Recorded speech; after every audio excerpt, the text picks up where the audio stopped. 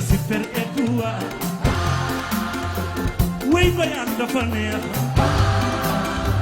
kon super étoile ku la bëgg ci bëgg ko ku la bañ lu mu lay wàññi yàlla pare na booma lii amagu fi. salaamaaleykum rahmatullah bismillah comme ni ko Amina di waxee tey nag dañuy enjoy suñu happiness comme niñ ko ubbee ak li nga xamante ne moom moo di son wu Youssou Ndour ba ca Grand Bal mais c'est aussi pour dire que tey dinañ waxtaanee li nga xamante ne moo desoon ci Grand Bal bi parce que xam ngeen ne temps yi yëpp football bi la ñu daal di woon teg en priorité moom la ñu daal di taloon balaa nag ñu daal di commencer xanaa rek di saafonteek yéen comme d'habitude di leen nuyu di leen ziar di leen fekk yéen fi ngeen toog seen biir salle. Seen biir bureau di leen nuyu di leen jaajëfal encore une fois ci émission bi nga xamante ne nii def ngeen ko seen xol def ko numéro 1 saa yi ñu génnee vraiment à chaque fois ñu ngi dégg li ngeen ñi wax ci baax ak encouragement yi motivation yi ak suggestion yi yëpp ñu ngi koy daal di dégg di nuyu aussi ñi nga xamante ne ñoo tëdd ci hôpitaux yi di ñaan yàlla fëgg seen bopp ak ñi nga xamante ne aussi caabi da leen fekkee gannaaw muy góor muy jigéen ñu ngi leen di ziar di leen dalal seen émission lu xew ci biir internet tey nag nekk mardi 13 janvier 2026 ñu daal di nag revenir un petit peu sur un fait qu'on a diffusé hier parce que démb ñu ngi si doon waxtaan mais tey démb bi ñu wàccee aussi ñu bëre ñu doon wax il faut que ñu waxaat ci gën a sensibiliser pour li nga xamante ne moom moo di autorités yi waa cybercriminel waa cybercriminalité waa DIC ñoom ñëpp ñu mën ci jàpp ba ñu mën a jàpp waa ji nga xamante ne nii yu ñaaw yi lay def moom wane nañ ko fi démb dafay daal di jël vidéo di vidéo ay xale yu jigéen à leur insu di dem ci wetu école yi wala di romb daal xale yu jigéen yi nga xamante ne nii elles sont sans défense démb am na benn vidéo boo xamante ne tegal nañ leen ko wan nañ leen ko mais bii aussi beneen vidéo la pour vous montrer que yemul ci benn rek il est coutumier du fait ñu seetaan ko ñëwaat.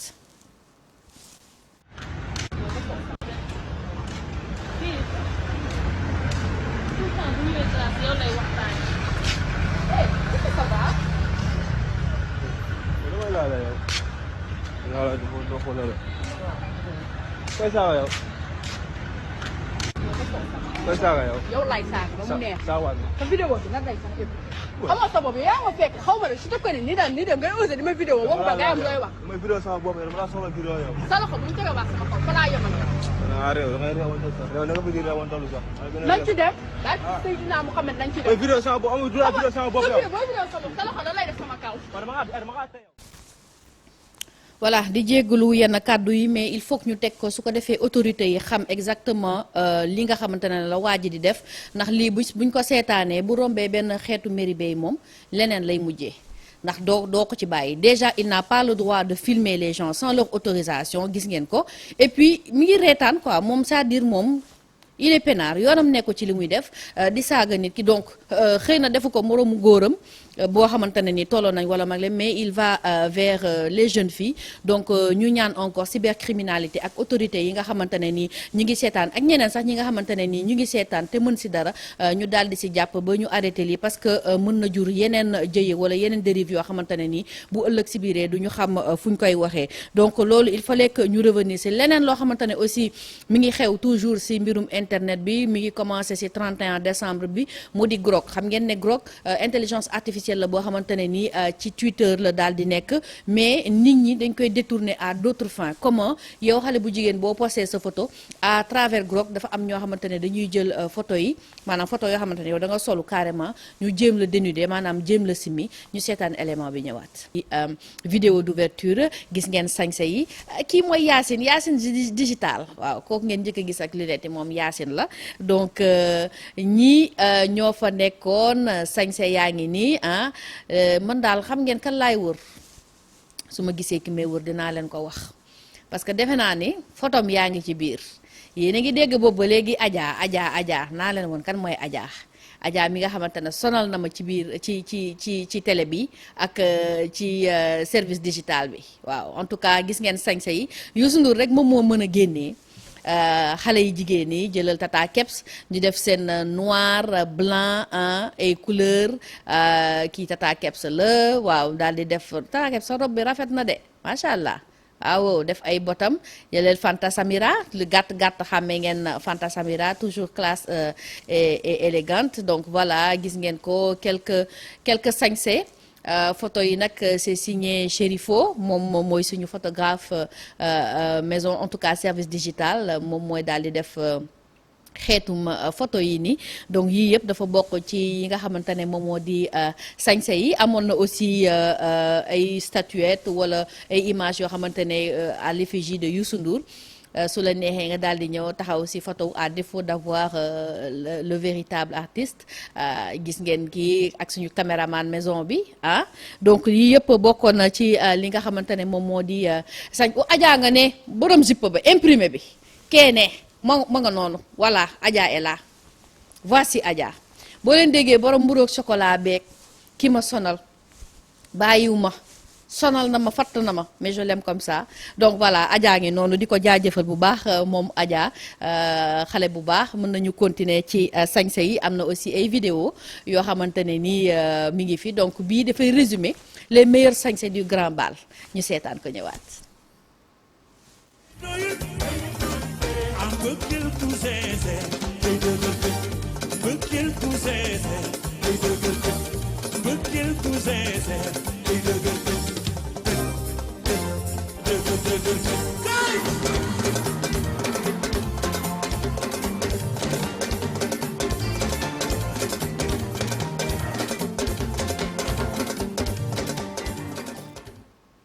xale yi daal noir bi la ñu jëloon moom waaw xale yi ak tata yi parce que du xale yi rek ñooy dem Youssou Ndour de tata yi tonton yeeg maam yeeg maamaati maam yëpp yëpp ay génn waaw moom ñëpp lay yëngal donc lii la ñu doon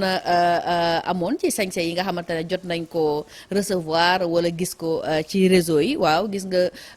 noir bi c'était vraiment la couleur noir ak blanc waaye man nag am naa benn sañse boo xam ne man daf ma neex man mooy sañse suñu Adja national xool leen Adja lu mu sañse ah non j'adore franchement man bi mooy sama préféré ñu seetaan ñëwaat. xol yi jaxasoo li ne ci yow moo ne ci man mi lee l'amour ici fort ça nous rend fou. voilà mi ngi noonu comme j'ai dit sañse yi bii man mooy sama préféré yéen nag wax leen yéen yan mooy seen préféré mais j'ai bien aimé agencement bleu blanc bi sac marron bi xaw a tas noonu yaakaar bi ak car-car yi xam naa li ma bëgg car-car moo tax mais macha allah zéro faute pour le sañse je note 100 sur 100 voilà am na tamit suñu directeur ba ca RFM ndekete mi ngi woon ca Grand Bal ba waaw Babacar ñu ngi lay nuyu rek Aïcha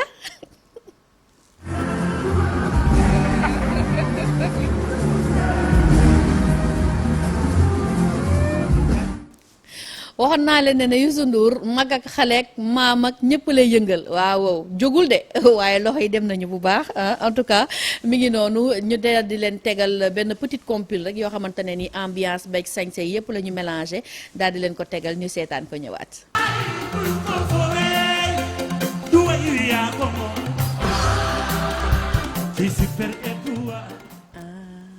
waaw maa ngi doon woy maa ngi woon ca woy ga yàlla baax na waaw lii moo nekkoon ambiance bi nga xamante ne nii voilà on a voulu vous faire revivre un petit peu pour ñi nga xamante ne jotuñu woon dem Grand Bal ak ñi nga xamante ne jotoon nañ dem ñu remémorer waat rek parce que ba léegi ñu ngi si kii nag waaw kay kii mooy chef digital moom laa tuddee chef digital kii mooy Abdoulaye boo leen gisee yenn image yi boo leen gisee yenn vidéo yi waaw booy bii la kii mooy Abdoulaye Kane waaw kan Diallo jéeri xale bu baax bi ci digital bi ndeysaan fu ma jooyee café mu daw wuti ji vraiment macha allah très beau travail yow Abdoulaye maa ngi lay féliciter bu baax a baax ci sa liggéey xam naa Adja dina ne instant bi moom laay ruube waaye amul benn problème Adja xam nga ni kii kii li muy def nii xoolal concentration bi ci liggéey bi Abdoulaye jërëjëf waay voilà mi ngi noonu une belle équipe ñu leen di saluer de passage seen liggéey ñoom service digital bi nga xamante ne nii nekkoon nañ aussi ci Grand Bal bi assurer image yi direct yi avec à leur tête Magui ñu leen di jaajëfal bu baax ci liggéey bi gannaaw nag bu ñu waxtaanee grand bal beeg yi ruus ak yi dindeeko ak yëpp léegi nag dañuy dugg ci CAN bi parce que xam ngeen ne aujourd'hui c'est veille de match et demain ça va être jour de match mais comme tey veille de match la dañuy def voilà dañuy cuuc fii càpp fële dinañ waxtaanee Camerounais yi Ivoiriens yi mais en attendant on commence un petit peu par nos lions gis ngeen ne noonu ñu ngi daal di génn seen séance d'entraînement Elimane Ndiaye ki nga xamante ne moom moo defoon but bi contre le Mali. Donc voilà ñoom ñëpp ñu ngi daal di génn nànk ça c'était une séance de décrassage comme on dit ñu génn daal di jouer daal di yëngal yaram bi waaye am na benn vidéo boo xamante ne tamit Sadio Mané la moom ci wàllu boppam am na lu mu ñuy wax de génne na daal demi-finale yi de yéen a ngi fàtte dàll yi génne na daal demi-finale bi de ay ci ñu déglu Sadio naañ co fii mooy demi-finale daal pour demi-finale Inch'Allah final. gars yi dégg ngeen Sadio Mané li mu wax nee na dàll yi mooy dàll demi-finale ça veut dire que réservé na dàll finale et à la fin il a dit finale Inch'Allah donc les gars jàpp leen confiance te ngeen xam ni suñu meilleur joueur jàpp na confiance aujourd'hui moi ma confiance dépend de la confiance des joueurs te Sadio Mané tey c'est lui qui représente pratiquement tous les jours parce que moom mooy l'autre meilleur joueur et le joueur le plus capé de l'équipe nationale à part Idrissa Gana Gueye donc aujourd'hui avec son expérience tout ce qu'il a son talent et tout voilà mi ngi noonu Sadio Mané lancé nañu message donc nag nañu def confiance à nos lions am na aussi une série de vidéos temps yi xam ndax yéen a ngi koy gis et rond-point yoo xamante ne dañ si dessiner yenn joueurs yi am na si nag boo xamante ne nii daal dinañ ko gis ñu tegal leen ko bii mooy rond-point Krépin Diatta Aïcha. Ce n'est pas une balade, c'est une mission commando. Sur le terrain, pas de pitié, pas de repos. Maillot, bidafa fort, il faut mouiller le tricot. Respecter les couleurs du... voilà mi ngi noonu suba dinañ leen indil aussi rond-point boo xamante ne nii c'est à l'effigie de beneen joueur donc lii nii pour rendre hommage à nos joueurs du Sénégal et je pense que c'est une très belle idée en même temps dafay rafetal li nga xamante ne moom moo di rond-point yeeg yooyu et en même temps da leen di rendre hommage gannaaw loolu am na benn communiqué aussi boo xamante ne fédération sénégalaise ñoom ñoo ko wàccee xam ngeen ne démb ñu ngi doon wër booy bi borom kii bi borom laser bi. waaw mais loolu yëpp nag ay tooñ la woon et tout ça parce que c'était juste pour faire un rappel ci li nga xamante ne moo nekkoon match Sénégal Égypte bi mais li nga xamante ne moom moo di fédération bi daal dina génne benn communiqué pour wax ne que ne lépp luy laser ak fumigène dañ koy tere parce que la dernière fois match yi ñuy jot a am dañ leen ci daan ndaxte supporters sénégalais yi dañu indi woon loolu ñu déglu élément bi ñëwaat. alerte fédération bi génnee na communiqué bi léegi communiqué bi nag concernant suñu match buñ jëm demi-finale contre Égypte ñu ngi informé que ni dañuy interdire lii di laser ak lii di fumigène kon lépp luñ jàppoon yóbbu laser yóbbu fumigène nañ ko teg ci suuf ñu ngi informé que ni aussi contre Bénin ak contre Mali suñu deux matchs yooyu noonu dañ leen dóor ay sanctions yoo xamante ne sanctions yu metti la waa CAF ñoo leen sanctionné ndax dañoo gis que ni supporters yi dañoo taaloon fumigène te sanction yooyu noonu sanction yu metti la seen côté voilà léegi appel à la discipline et au patriotisme lañ woote ci match bii nii ndax match bii nii football fête Afrique la. voilà mi ngi noonu le communiqué de la fédération donc ñu yëgee ko noonu pour bañ ñu daanaat encore équipe du Sénégal ak fédération bi yeneen daan yoo xamante ne nii peut-être duñ ko attan ñu bàyyi xel bu baax a baax ci li nga xamante ne moom moo di laser yeeg fumigène yi surtout pour ñi nga xamante ne ñoo nekk foofu ca Tanger gannaaw loolu nag am na beneen aussi si ba léegi si mbirum intelligence artificielle la ñuy wax mais en rapport avec le football semaine bi passée indi woon naa leen Visio Foot intelligence artificielle la boo xamante ne dafay analyser li nga xamante ne mooy match yi et puis di joxe le score exact léegi nag ChatGPT xam naa il s'est senti un peu en concurrence là donc léegi ChatGPT moom tamit daal dina def analyse daal di joxe li nga xamante ne moom moo di final bi waaye ba kii nu mu tuddati moom li mu gis arrangé wuñ de c'est un élément bi ChatGPT. Battu le Cameroun, on retrouve bien le Sénégal face à l'Égypte en demi-finale. Et de l'autre côté, le Nigeria va affronter le Maroc. Et selon ChatGPT, la finale de cette CAN 2025, ça sera l'Égypte face au Nigeria. Et donc du coup, le vainqueur de la CAN 2025. Selon ChatGPT, ça serait le Nigeria avec une victoire 3-2 face à l'Égypte. Un doublé d'Osimhen et un but de Lookman pour le Nigeria. c'est que ChatGPT moom moo waxuma la sopp rek waaye daa osé ma nga mel ni kuy gisaane de may wax muy joxe score di joxe ñi nga xamante ne nii ñoom ñoo nar a dugal but bi waa baax na yéen tey leen vidéo bi rek daal di ko ChatGPT en attendant que les choses se fassent donc voilà lii tamit mbirum intelligence artificielle la c'est pour vous dire en fait importance intelligence artificielle dafay immiscer wu suñu vie dans la vie de tous les jours dans des aspects comme le football lii xam naa ne il y a des années auparavant kenn xalaatul woon sax que ne intelligence artificielle dina am pour analyser li nga xamante ne moom moo di ay match bay prétendre à donner des résultats ba di wax kan ak kan moom moo nar a dugal.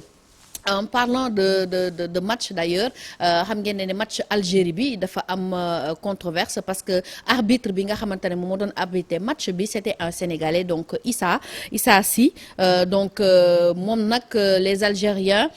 ils sont pas contents de l'arbitrage parce que nee nañu dafa faral li nga xamante ne moom moo di Nigéria yi affaire bi nag def na tollé Algérie vraiment ba ñoom dañu saisir li nga xamante ne moom moo di CAF ñu seetaan résumé bi nga xamante ne Brut moo ko def.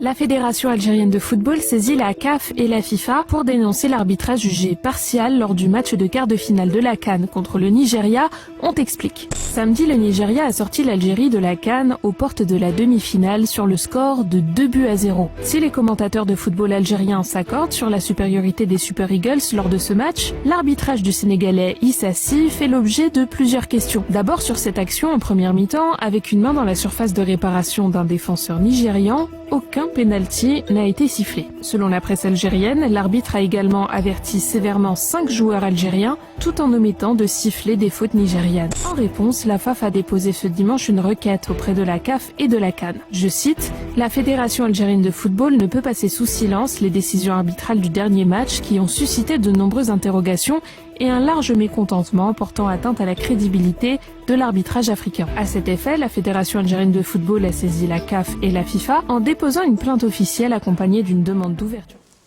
Voilà ñoom ñu ngi noonu daal di nañ déposer recours parce que nee nañu lii duñ ko daal di bàyyi waaye leneen aussi dafa xew ci diggante bi parce que dafa am aussi sur Instagram koo xamante ne ni il a le même nom que l'arbitre waaye du moom naari nag daal di dugg ci li nga xamante ne moom moo di comptam di ko saaga fees fa dell ba moom mu obligé génn daal di def li nga xamante ne moom moo di vidéo ne moom du arbitre bi Issa Sy la tudd sénégalais la ni kooku mais du moom mooy arbitre bi nee na allez chercher votre arbitre ailleurs. Lucas.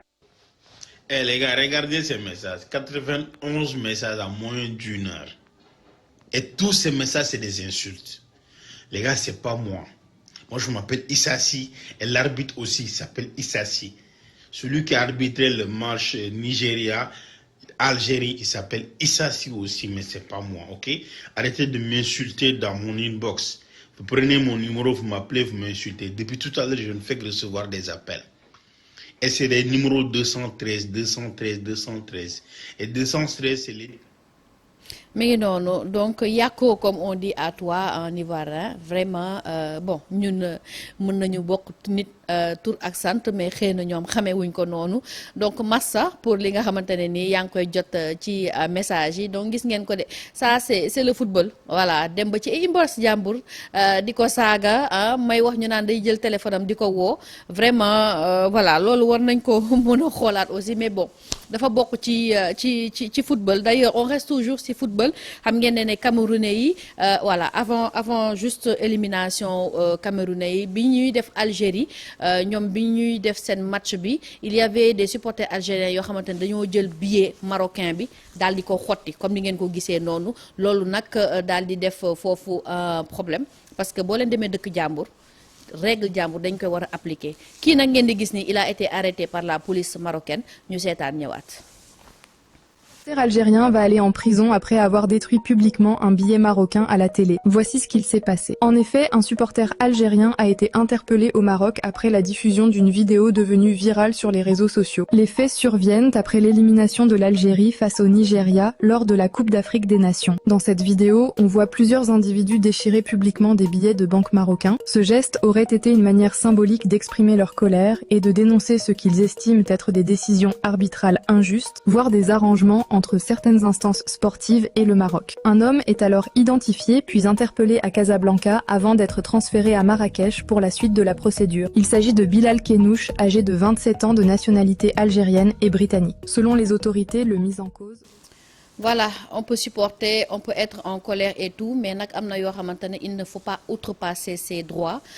Te deuk bu nek dafa am ay lois et règlements. Donc voilà, lini ça peut servir de leçon aux autres ñi nga xamantene ñoo nek fofu Maroc. Réglementation est bokkuñu, donc respect au maximum. Il faut être aussi fair play. En parlant de fair play, les Camerounais ont été éliminés. Mais c'est-à-dire les réactions sur les réseaux sociaux, c'est carrément fou. Donc, nous avons un petit extrait, nous allons le voir. Et pourquoi ça? C'est pas la CAN qui va nous faire notre nourrissement, hein? Oh! Notre nourrissement, notre magement ne sort pas de les footballeurs. Attendez, vous avez dit déjà qui est éliminé? Le Mali. Mais il y a un marabout qui a dit Mali va gagner, non? Ils sont en train de les chercher. Comment ça? On sait pas où il est rentré. Quelqu'un a sa nouvelle? Le Maroc a fui pour aller à Paris. Actuellement, il se retrouve à Paris. Les hommes fautifs là même, franchement, ils savent faire. Mon frère, ça vous mentir, hein? Je suis fier du Cameroun, tu comprends? Moi c'est papa de 3 premiers du nom, tu comprends non? Mais l'arbitrage, ça vous mentir. Nos joueurs voulaient manger du ndolé avant le match. Les Marocains leur ont servi du doré. Du coup, ils ont joué défoncé. Eto'o a interdit aux attaquants de marquer, sinon ils vont dépasser son record. Son Gassama, c'est... Voilà, et quelques réactions des perles du net comme on les appelle. Donc, xam ngeen nak amna aussi lenn lo xamantene ni xewna digënté Cameroun ak Côte d'Ivoire. Dañuy toñanté. Légui nak bi nga xamantene dañoo éliminer Cameroun, Ivoiriens yi contane génn di def ay vidéo di leen kokkelé. Sétane leen. Les Ivoiriens, première nation du Cameroun. Il y a ton voisin témoignant. Rentrez, qui rentre, bande de nullards. Jésus m'a choisi d'annoncer à tous ses frères que le Cameroun est éliminé. Cameroun, qui rentre, vous, ça vous suit seulement. Ça c'était l'année passée, vous êtes encore dans ça là. Vous venez dans quel aéroport, on va pas dire vous accueillir, vous méritez. Et très bien, en tout cas, vous n'avez pas démérité. Voilà, mi ngi noonu ay tooñante entre Camerounais et Ivoiriens ñoom Ivoiriens doon tooñ Camerounais yi faf nag ñu éliminer Ivoiriens yi waaye xam ngeen Camerounais yi africain moom moo dul lebal benn tooñ ñu seetaan li ñëwaat. Ensemble, jolie Amina, jolie.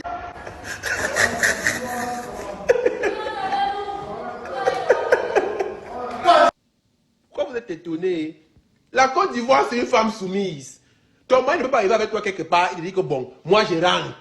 Tu dis que non, tu vas rester tes copines. Voilà, gis ngeen ko retour à l'envoyeur maanaam ñoom dañoo yónnee après ñoom tamit Camerounais yi delloo leen voilà mi ngi noonu mais leneen lu ma reetaan loo man mooy xool leen lii Burkina Faso ñoom bi ñu éliminé Côte d'Ivoire ñoom ñoo doon jubilé nii mel ni ñoom ñoo gagné li nga xamante ne moom moo di CAN bi.